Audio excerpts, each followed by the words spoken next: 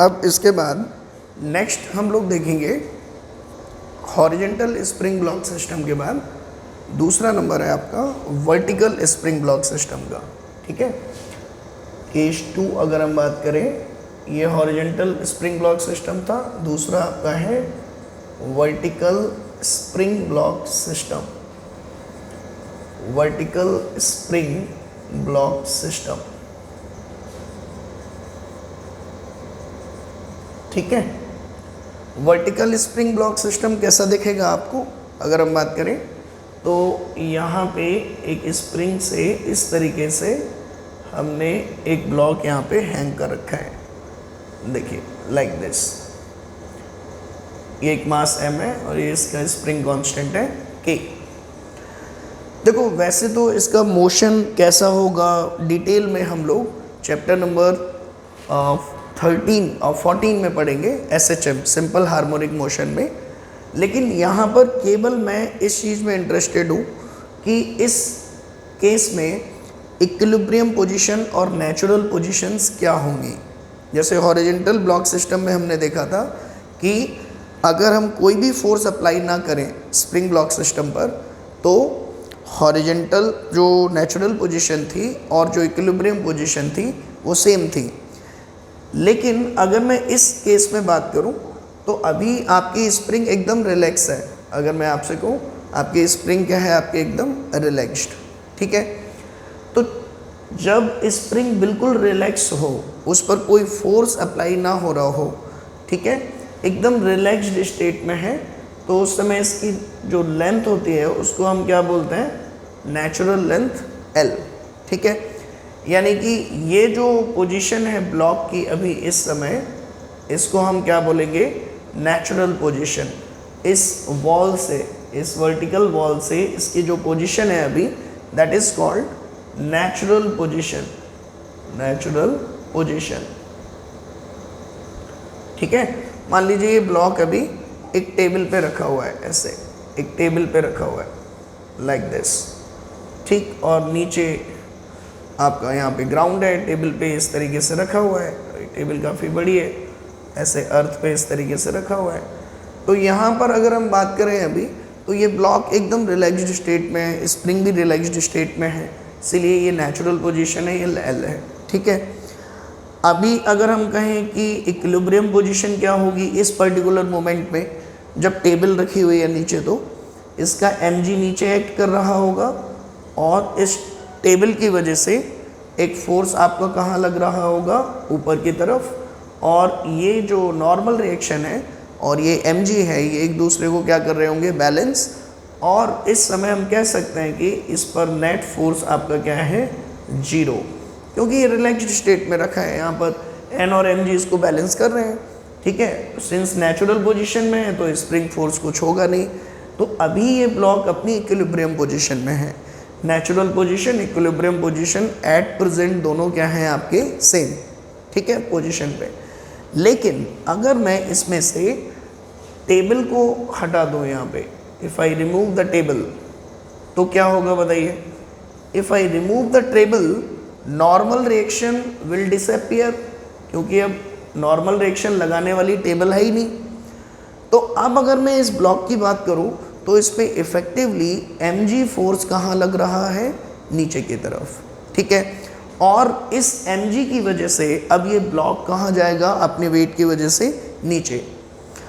और जैसे ही ये नीचे जाएगा, स्प्रिंग अपनी नेचुरल पोजीशन से क्या होगी, इलोंगेट। यानी कि आप देखेंगे कि अपने इस वेट की वजह से, ये mg की वजह से स्प्रिंग धीमे धीमे कहाँ जाना शुरू होगी, डाउनवर्ड डायरेक्शन में। ध्यान से देखिए, दिस इज m। तो अब आप जरा यहाँ पे नोटिस करें, ये नेचुरल पोजीशन है because spring length is natural length. लेकिन क्या ये इक्विलिब्रियम पोजीशन है, आंसर इज नो, क्योंकि यहाँ पे नेट फोर्स कहाँ लग रहा है, नीचे, तो नेट फोर्स 0 हुआ नहीं।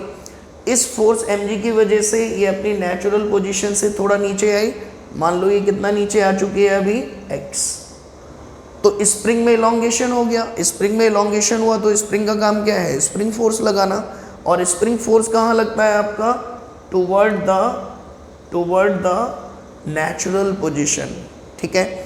और इसकी वैल्यू कितनी होगी आपकी, अगर मैं बात करूं इसकी वैल्यू, स्प्रिंग फोर्स की वैल्यू कितनी होगी, this is your F spring, तो एफ स्प्रिंग आपका क्या होता है के इंटू एक्स। सर माइनस नहीं लगाया आपने, माइनस का काम क्या था, डायरेक्शन डिस्प्लेसमेंट के अपोजिट दिखाना, वो हमने दिखाई ही रखी है ऑलरेडी कि ये जो फोर्स लग रहा है वो ऊपर लगेगा क्योंकि डिस्प्लेसमेंट नीचे है और उसकी वैल्यू कितनी है के एक्स, और एक फोर्स क्या लगेगा इस पे नीचे एम जी। अब ध्यान से समझो बेटा, एम जी की वैल्यू तो फिक्स है, वो तो इतना ही लगना है, लेकिन इस एम जी की वजह से ब्लॉक नीचे जा रहा है जिससे एक्स बढ़ रहा है और एक्स बढ़ने से स्प्रिंग फोर्स टाइम के साथ इंक्रीज हो रहा है।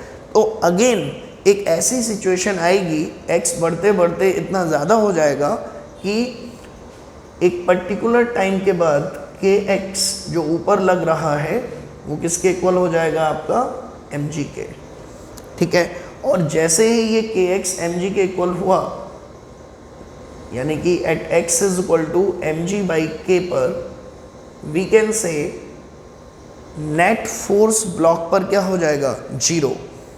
F net on the block will be zero.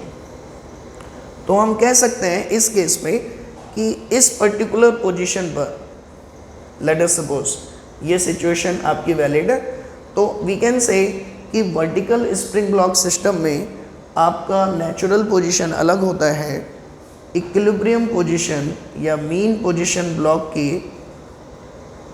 जो नेचुरल पोजीशंस है उससे कितना नीचे आएगा, एम जी बाई के, ठीक है। अब बहुत सारे क्वेश्चन अभी अनआंसर्ड मैं यहाँ पे छोड़ रहा हूँ, जैसे कि एक क्वेश्चन ये कि क्या सर ब्लॉक यहीं रुक जाएगा या ब्लॉक और नीचे तक जाएगा, और आखिर ये ब्लॉक किस तरह से मोशन करेगा। तो ये सारे क्वेश्चंस के आंसर जब हम स्प्रिंग ब्लॉक सिस्टम पढ़ेंगे एसएचएम में, सिंपल हार्मोनिक मोशन में, तब हम इस ब्लॉक के मोशन को बहुत अच्छे से एनालाइज करेंगे, ठीक है। वर्क एनर्जी पावर में भी वी विल डिस्कस कि आखिर ये ब्लॉक कितना नीचे जाएगा, यहीं तक रहेगा या बहुत नीचे चला जाएगा, ठीक है। So all these questions we will study in work energy power chapter, ठीक है। सो अभी तक बस आपको इतना समझना है, वर्टिकल स्प्रिंग ब्लॉक सिस्टम में equilibrium position will be slightly down as compare to the natural position. I hope it is clear, ठीक है। अब इसके बाद नेक्स्ट देखिए, नेक्स्ट टॉपिक आपका आता है combination of springs. Combination of springs मतलब जैसे मान लीजिए आपके पास यहाँ पे दो स्प्रिंग इस तरीके से कनेक्टेड है, दो स्प्रिंग इस तरीके से, ये एक स्प्रिंग हो गई, ये दो स्प्रिंग हो गई, और इससे कनेक्टेड है आपका एक ब्लॉक जिसका मास है m, ठीक है। ध्यान से देखें, हॉरिजेंटल स्प्रिंग ब्लॉक सिस्टम है और यहाँ पर एक मास कनेक्टेड है m, और ये दो स्प्रिंग, इनके स्प्रिंग कांस्टेंट है आपके K1 एंड K2, ठीक। अब मैं आपसे कह रहा हूँ कि इस ब्लॉक पर अगर मैं एक F एक्सटर्नल अप्लाई करूँ, F एक्सटर्नल, ठीक है, एक एक्सटर्नल फोर्स अप्लाई किया, तो इस एक्सटर्नल फोर्स की वजह से ये दोनों स्प्रिंग आपकी इलोंगेट होंगी और दोनों स्प्रिंग थोड़ा सा ये इलोंगेट हुई, थोड़ा सा ये इलोंगेट हुई, जिसकी वजह से आपका जो ब्लॉक है वो फाइनली अपनी ओरिजिनल पोजीशन से टोटल x डिस्टेंस आगे आ गया, ठीक है। x डिस्टेंस आगे आने के बाद इस पर F एक्सटर्नल लग रहा है, और जब आप इसको आगे खींचेंगे तो ये जो स्प्रिंग्स हैं इनमें इलोंगेशन आएगा आगे की तरफ, ये सुनो, और इसमें इलोंगेशन मान लीजिए कितना आ गया है, x1, मतलब ये स्प्रिंग कितने से स्ट्रेच हो गई है, x1 से, और ये स्प्रिंग कितने से इलोंगेट हो गई है, x2 से, ठीक है। इसका स्प्रिंग कांस्टेंट आपका K1 था, इसका स्प्रिंग कांस्टेंट आपका K2 था, ठीक है, और ये टोटल इलोंगेशन x आ गई है। और अभी ये ब्लॉक आपका किस में है, इक्विलिब्रियम पोजीशन में, ये आपको कह रखा है, ठीक है। तो अब इन दोनों स्प्रिंग का एक इक्विवेलेंट स्प्रिंग बनानी है हमें, ठीक है। What do we mean by equivalent spring, इन दोनों की इक्विवेलेंट स्प्रिंग मतलब इसका क्या मतलब हुआ, एक ऐसी स्प्रिंग अगर मैं बात करूं, जैसे मान लीजिए यहाँ पर अब मैंने एक सिंगल स्प्रिंग ड्रॉ की जिसके आगे सेम मास m कनेक्ट किया, और अगर मैं इस पर मैंने सेम मान लीजिए, wait let me draw it properly, ये आपकी एक स्प्रिंग है लाइक दिस, यहाँ पर सेम जगह पर मैंने मास m कनेक्ट किया और इस पर सेम फोर्स जितना मैंने यहाँ लगाया था वो सेम फोर्स यहाँ एक्सर्ट किया, ये दो थी मिलके, लेकिन ये यहाँ पर कितनी है, अकेली एक। लेकिन अगर ये अकेली स्प्रिंग भी ठीक उतना ही इलोंगेट होने दे m को under the same external force F external, जितना कि इन दोनों ने मिलकर इसको इलोंगेट होने दिया था, इस स्प्रिंग ने भी इस ब्लॉक को सेम अमाउंट से ही इलोंगेट होने दिया, ठीक है। मतलब ये दो मिलके जितना इसको इलोंगेट होने दिया उतना इस अकेली ने इसको इलोंगेट होने दिया under the same external conditions. तो हम कहेंगे कि ये स्प्रिंग इन दोनों स्प्रिंग्स की इक्विवेलेंट स्प्रिंग है, ठीक है। और जो कॉम्बिनेशन आपके सामने अभी लिखा हुआ है ये एक स्पेशल कॉम्बिनेशन है जिसको हम बोलते हैं सीरीज कॉम्बिनेशन। ये जो कॉम्बिनेशन है आपका, this is known as series combination. If we give the name it series combination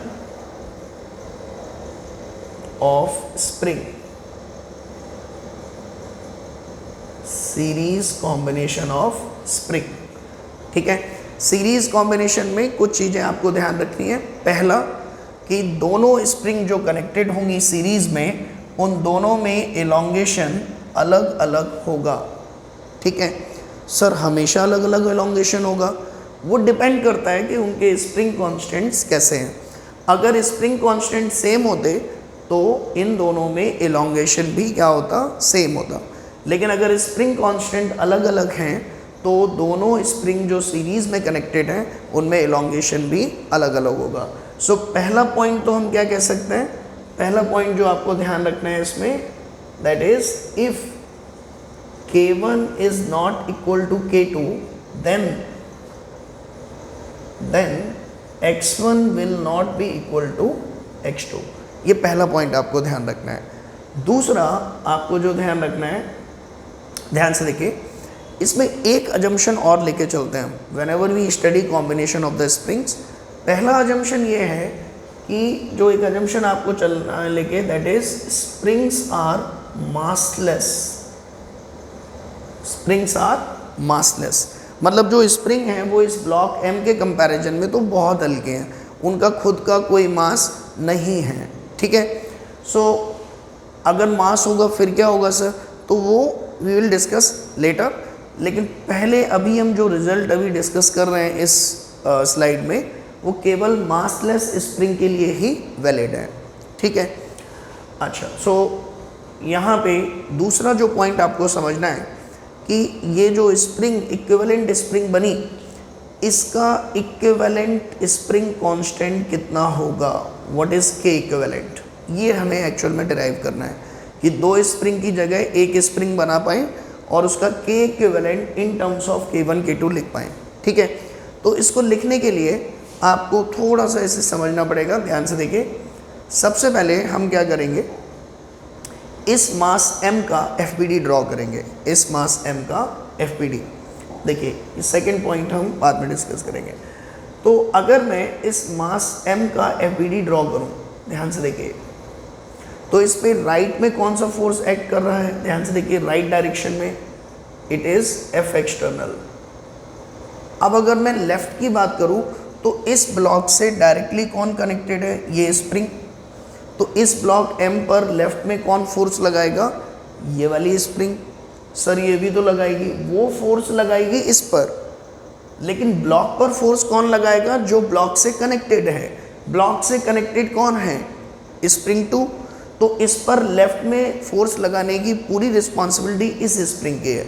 तो यहाँ पर ये वाली स्प्रिंग इस पर कितना फोर्स लगाएगी, अगर हम बात करें तो इट इज K2X2। भाई स्प्रिंग में इलॉन्गेशन कितना हो गया अपनी नेचुरल स्टेट से x2, तो ये तो भाई क्या करेगी, जो भी इससे अटैच होगा उस पर फोर्स लगाएगी, और कितना लगाएगी, K मल्टीप्लाइड बाई इसका displacement from the natural position, वो कितना है x2। और ये इसको कहाँ लगाएगी, लेफ्ट में, क्योंकि स्प्रिंग का नेचर ही है ऑब्जेक्ट्स को अपनी नेचुरल पोजीशन पर ले जाना। सो ये बना FBD किसका, आपका मास m का। और सिंस ये इक्विलिब्रियम में है तो आई can say F external is equal to K2X2। This is equation number 1। अब हम FBD बनाते हैं इस स्प्रिंग K2X2 का, ठीक है। स्प्रिंग की अगर हम बात करें यहाँ पर, तो ये जो K2X2 स्प्रिंग है, ध्यान से देखिए, अभी हम FBD किसका बना रहे हैं, मतलब हम K2X2 पर जितने फोर्सेस लग रहे हैं उनको रिप्रेजेंट करेंगे, ठीक है। क्योंकि स्प्रिंग भी अभी किस में है, इक्विलिब्रियम में, रेस्ट में है, इक्विलिब्रियम में है, ठीक है। तो अगर मैं इस स्प्रिंग पे बात करूं तो राइट डायरेक्शन में इसको कितने फोर्स से खींचा जा रहा है, F एक्सटर्नल से। सो इसकी राइट डायरेक्शन में कितना फोर्स लग रहा है, F एक्सटर्नल। और जब ये राइट में खींची जा रही है तो F एक्सटर्नल ने खींचा इसको, इसने खींचा इसको, और इसने इसको खींचा, तो इसमें इलॉन्गेशन कितना आ गया, x1। तो अगर ये स्प्रिंग इस वाली स्प्रिंग पर राइट में फोर्स लगा रही है तो न्यूटन थर्ड लॉ से ये वाली स्प्रिंग इस वाली स्प्रिंग पे लेफ्ट में फोर्स लगाएगी। और हम कह सकते हैं कि यहाँ पर कितना फोर्स लगेगा इस स्प्रिंग 2 पर, लेफ्ट डायरेक्शन में कौन फोर्स लगाएगी, ये वाली स्प्रिंग। और ये वाली स्प्रिंग कितना फोर्स लगाएगी, इसका स्प्रिंग कांस्टेंट मल्टीप्लाइड बाय इसका इलॉन्गेशन।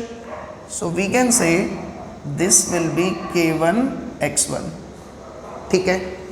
तो ये स्प्रिंग 2 का हमने फोर्सेस का डायग्राम बना लिया कि उस पर कौन कौन से लोग फोर्स लगा रहे हैं। कुछ बच्चों का डाउट आता है, सर K2X2 नहीं बनाया आपने। K2X2 is the force exerted by this spring on M and on this one K1X1, ठीक है ना, इस स्प्रिंग पर। लेकिन अभी हम किस पर फोर्स एक्सर्ट करा रहे हैं, स्प्रिंग 2 पर, जिस पे राइट में F एक्सटर्नल लग रहा है, और ये लेफ्ट वाली स्प्रिंग इस पर अपनी तरफ K1X1 लगा रही है। तो since this is also in equilibrium, so I can say F external is equal to K1X1, ठीक है। सो यहाँ से वी कैन से एक रिलेशन हमें ये मिल गया, ठीक। नेक्स्ट जो इसमें हम लिख सकते हैं वो क्या है कि देखो ये स्प्रिंग x1 से रिलीज हुई, ये स्प्रिंग x2 से रिलीज हुई, तो टोटल जो ब्लॉक को रिलीज किया वो कितना हुआ, इन दोनों का सम x1 प्लस x2। भाई थोड़ा सा ये रिलीज हुई, थोड़ा सा ये रिलीज हुई, दोनों का रिलीज मिलके कितना बना, x। तो यहाँ पे हम एक इक्वेशन लिखते हैं x is equal to x1 plus x2, ठीक है। x is equal to x1 plus x2। Now यहाँ से अगर आप थोड़ा सा इसको एनालाइज करें, देखिए ध्यान से, ओके। सो अब इस वाली स्प्रिंग की अगर हम बात करें, इक्विवेलेंट स्प्रिंग की, ये जो हमने ड्रॉ कर रखी थी कि इक्विवेलेंट स्प्रिंग आपकी यहाँ पर है, तो इसमें मान लीजिए इसका स्प्रिंग कांस्टेंट कितना है, K इक्विवेलेंट। तो अगर मैं यहाँ पर इसका FBD बनाऊँ तो ये जो इक्विवेलेंट स्प्रिंग है इस मोमेंट पर इधर फोर्स लगा रही होगी, और वो कितना लगा रही होगी, तो since it is in equilibrium तो ये आपका कितना आएगा, K equivalent into x। So I can say F external is equal to K equivalent into x। ये इक्वेशन नंबर आपकी हो गई 3rd। अब ध्यान से देखो बेटा, ये सारी डिटेल जो हमने यहाँ पे बनाई, इन सभी से हम क्या करेंगे, जैसे इस इक्वेशन से I can write x is equal to, now you can see this equation here, यहाँ से we can say x is equal to f external divided by k equivalent. ऐसे ही यहाँ से I can say x1 is equal to f external divided by k1। ऐसे ही यहाँ से I can say x2 is equal to f external divided by k2। ये x1 x2 की वैल्यू उठा के, x की वैल्यू उठा के हम कहाँ रखेंगे इस इक्वेशन में, तो हमें क्या मिलेगा यहाँ से, we can say x is equal to x1 plus x2, so f external divided by k equivalent is equal to f1 by x1 plus f2 by x2 और नॉट, यहाँ पे let me correct this, f external by k1 plus f external by k2। तो यहाँ से f external cancel किया हमने, तो हमें रिजल्ट मिला 1 by k equivalent is 1 by k1 plus 1 by k2। So this is the result for series combination of the spring. दो spring अगर सीरीज में है तो हम उन दोनों की जगह एक सिंगल स्प्रिंग लिख सकते हैं, और इसका स्प्रिंग कांस्टेंट कैसे गिवन होता है, 1 बाई के equivalent is 1 by k1 plus 1 by k2। अगर 3 हैं 4 हैं तो ऐसे बढ़ता जाएगा, 1 by k1 1 by k2 1 by k3 1 by k4 ऐसे चलता जाएगा। ठीक है, अभी क्वेश्चन कैसे पूछे जाते हैं इससे, let me give you one example. जैसे ऐसे क्वेश्चन पूछे जा सकते हैं इसमें। पहला, मान लीजिए यहाँ पर दो स्प्रिंग कनेक्टेड है लाइक दिस, और यहाँ एक मास कनेक्टेड है लाइक दिस। ठीक है, और इधर ये आपका है 3 और ये आपका है 6। k1 की वैल्यू है 3, k2 की वैल्यू है आपकी 6, और आपसे ये कहा गया कि अगर हॉरिजॉन्टल एक फोर्स एक्सर्ट किया यहाँ पर F external is equal to 20 newton, let us suppose F external is 20 newton, तो आपसे पूछा जा रहा है कि फाइंड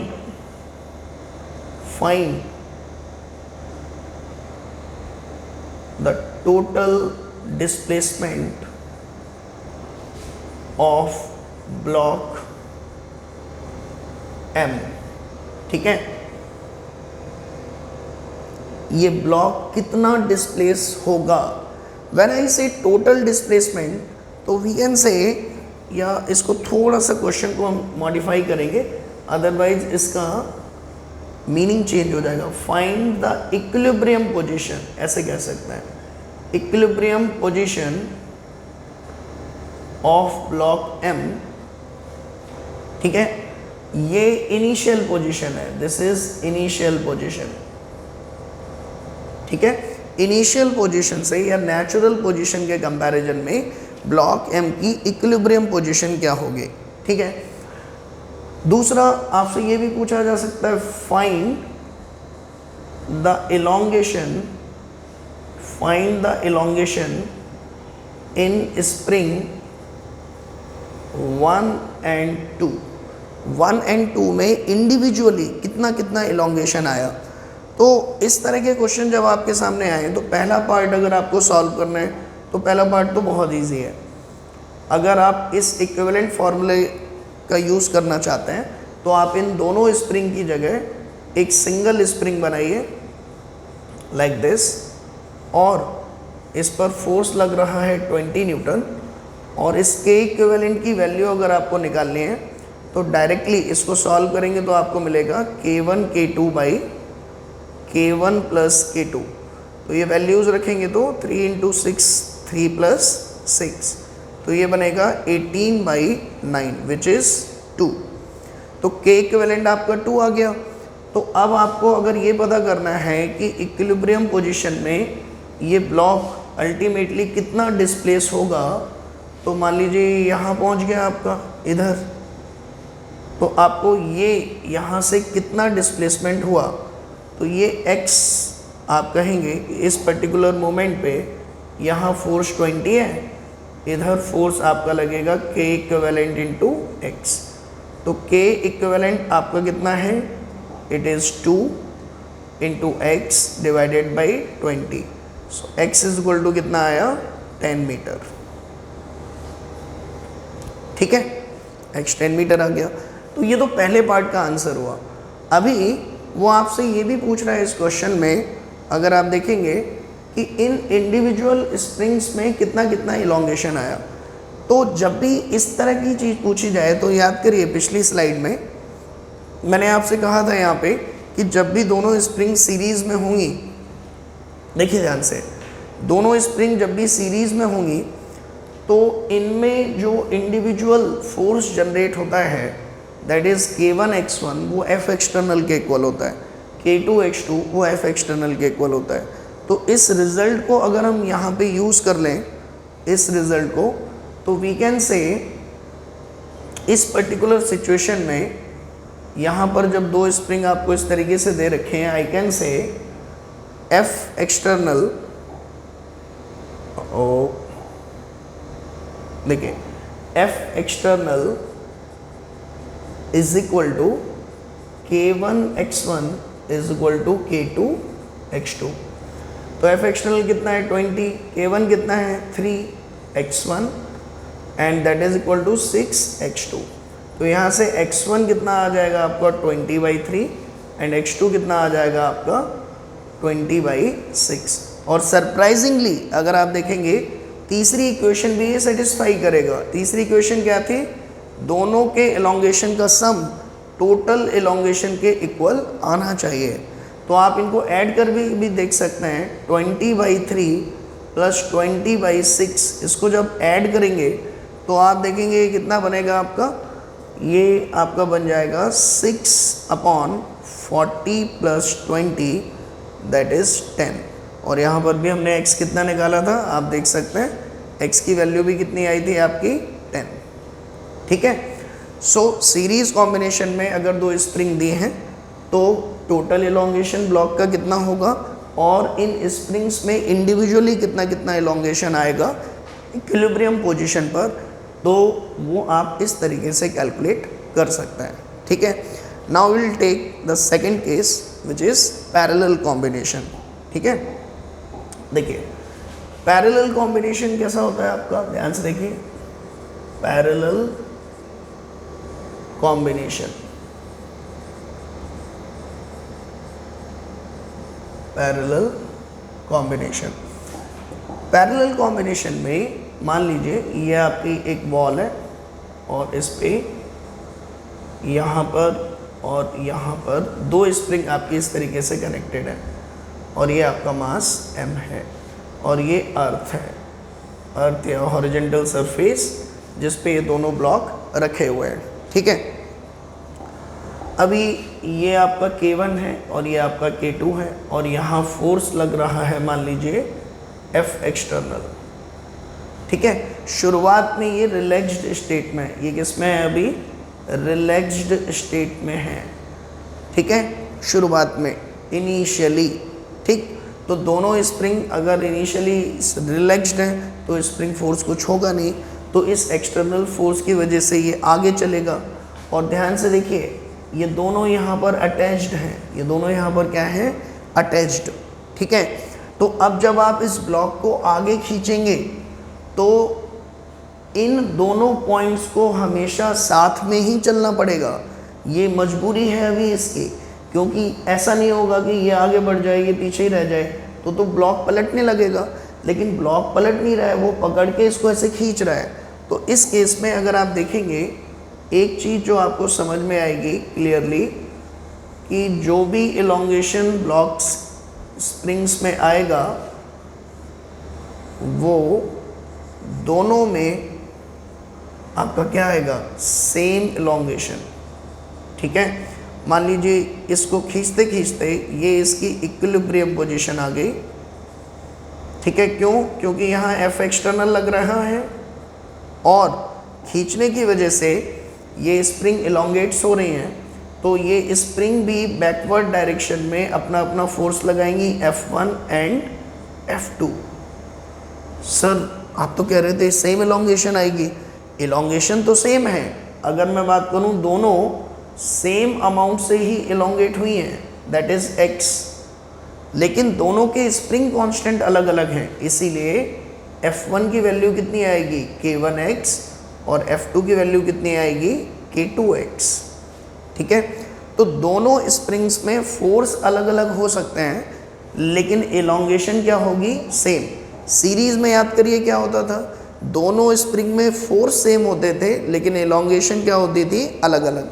तो पैरेलल कॉम्बिनेशन में अगर मैं पहला पॉइंट कहूँ, if K1 is not equal to K2 then F1 is not equal to F2। Second, दोनों में इलोंगेशन क्या आएगी आपकी सेम, विच इज x, हमेशा सेम आएगी। ठीक है, सीरीज में क्या था, if K1 is not equal to K2 then X1 is not equal to X2।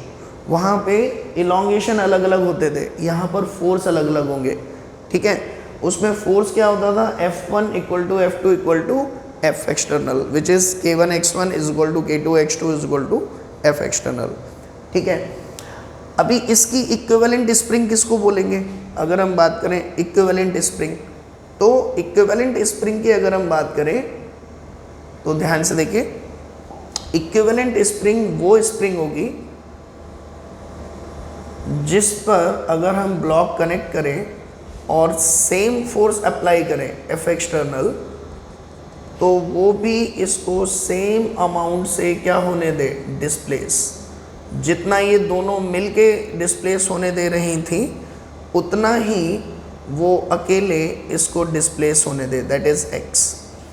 तो अगर मैं यहाँ पे कहूँ इसके लिए कि ये अगर इक्विलिब्रियम पोजीशन है, इसका मतलब इसके राइट में F एक्सटर्नल लग रहा है और लेफ्ट में स्प्रिंग फोर्स लगा रही होगी K इक्विवेलेंट इंटू x। ठीक है, तो अब जरा इक्वेशंस बना लेते हैं। पहले वाले केस के लिए अगर इक्वेशन बनाए तो F external is equal to, इसके इक्वल आना चाहिए इन दोनों फोर्सेस के टोटल सम के इक्वल, और ये दोनों फोर्स राइट में लग रहे हैं मतलब F1 प्लस F2।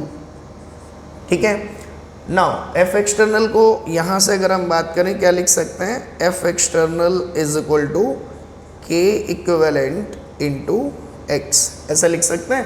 तो वो यहाँ पे लिख लो K इक्विवेलेंट इंटू x, और F1 को क्या लिख सकते हैं, that is K1 x1 plus F2, oh sorry not x1, it is K1x।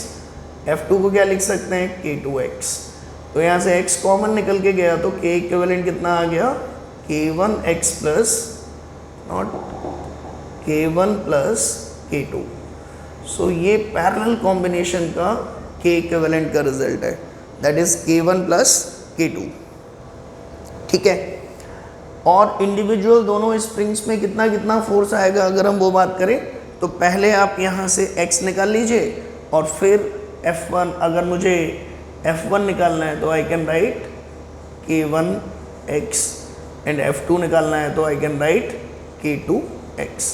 जैसे एक क्वेश्चन इस पे भी मैं लेके बताता हूँ, उससे ज़्यादा क्लियरिटी आएगी आपको। ठीक है, क्वेश्चन किस तरीके का आता है, जैसे आपसे अगर ये पूछ दिया जाए, let me take example first, जैसे यहाँ पर दो स्प्रिंग है आपकी इस तरीके से कनेक्टेड है, और यहाँ पर ये मास है और इधर फोर्स लग रहा है मान लीजिए आपका 20 न्यूटन अगेन, और इन दोनों के स्प्रिंग कांस्टेंट की वैल्यू है, this is K2 is 2 and K3 is 3। अब आपसे पूछा जा रहा है वही फिर से वही वाली चीज़ें, पहला what is the elongation in each spring and block। ठीक है, तो आपको पता है स्प्रिंग्स में और ब्लॉक्स में अगर पैरेलल कॉम्बिनेशन है तो सभी में डिस्प्लेसमेंट क्या होता है आपका सेम। दूसरा आपसे ये पूछा जा सकता है what is the force exerted by each spring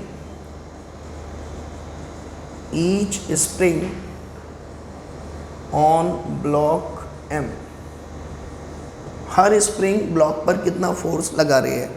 तो आप पहले क्या करेंगे बताइए, पहले क्या करना है आपको, इन दोनों की जगह एक सिंगल स्प्रिंग लगानी है इस मास m के साथ, जिसका k इक्विवेलेंट पैरेलल कॉम्बिनेशन में दोनों के सम के इक्वल आएगा, दैट इज 5। और जब ये इक्विलिब्रियम पोजीशन में पहुंच जाएगा block due to this 20 newton, तो उस केस में मान लीजिए स्प्रिंग कितने से एलोंगेट हुई, x अमाउंट से, ठीक है। तो यहाँ पर स्प्रिंग फोर्स पीछे की तरफ लग रहा है F स्प्रिंग, और आगे की तरफ लग रहा है 20 न्यूटन। तो we can say at equilibrium position 20 newton is equal to k equivalent into x। तो यहाँ से x कितना आएगा, 20 बाई k इक्विवेलेंट पैरेलल में कितना है 5, तो ये आएगा 4 मीटर। यानी कि जब ये ब्लॉक अपनी इक्विलिब्रियम पोजीशन पे पहुँचेगा तो उस समय टोटल डिस्प्लेसमेंट ब्लॉक का कितना होगा, 4 मीटर।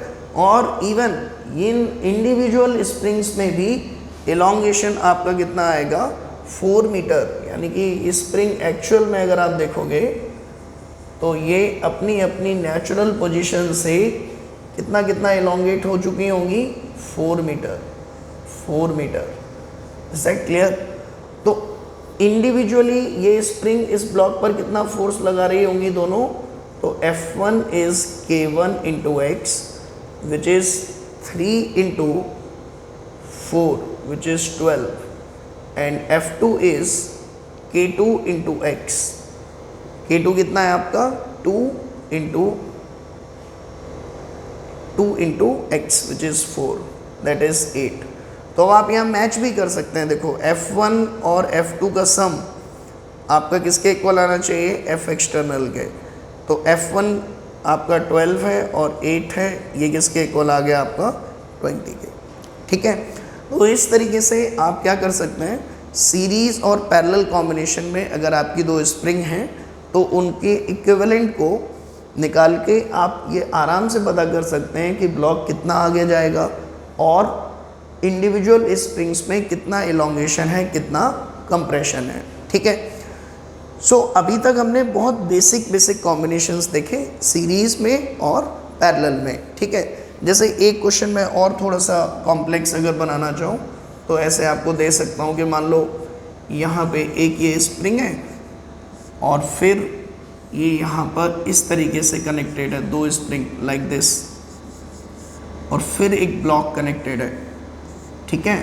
और अब आपसे कह रहा हूँ मैं कि बताइए अगर मैंने यहाँ पर एक 50 न्यूटन का फोर्स लगाया तो ये ब्लॉक इक्विलिब्रियम पोजीशन पर पहुंचकर कितना डिस्प्लेस होगा इस पोजीशन के कंपैरिजन में, मतलब कितना एलोंगेशन आएगा इसमें when this block will reach its equilibrium position.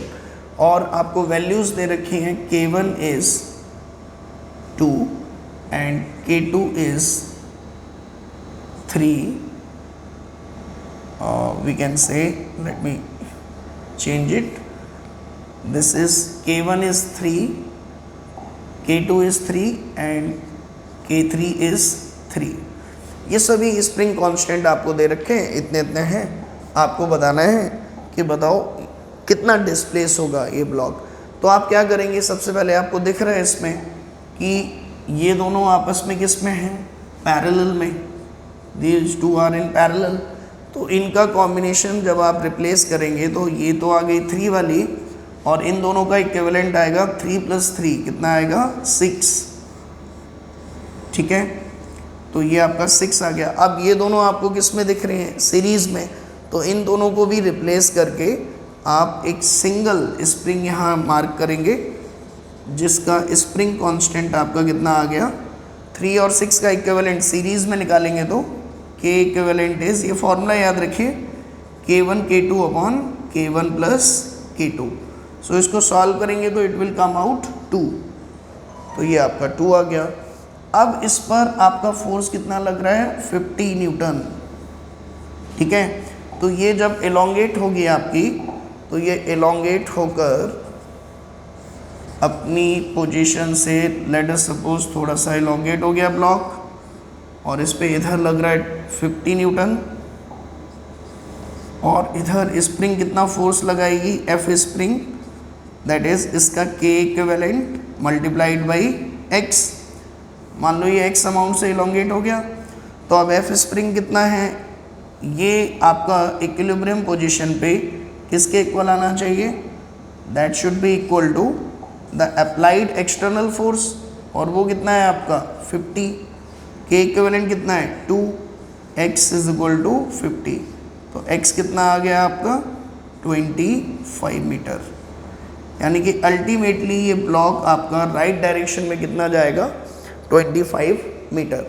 तो इस तरह के क्वेश्चंस भी आपके बन सकते हैं कि जहाँ पर कॉम्प्लेक्स मासेस आपको दे रखे हो और आपको उन्हें राइट डायरेक्शन में कोई फोर्स दे दिया, आपको उस कॉम्बिनेशन का इक्विवेलेंट निकालना है एंड देन कितना डिस्प्लेसमेंट हुआ वो कैलकुलेट करना है, ठीक है। नेक्स्ट लेक्चर में हम कुछ और कॉम्प्लेक्स सिस्टम्स को स्टडी करेंगे। जैसे अभी तक हमने डिफरेंट टाइप के फोर्सेस पढ़ लिए, ठीक है, tension, normal reaction, spring force, एक बेसिक आइडिया ले लिया कि ये फोर्स कैसे लगते हैं और इन फोर्सेस का क्या इफेक्ट आता है, ये सब हमने समझ लिया, ठीक है।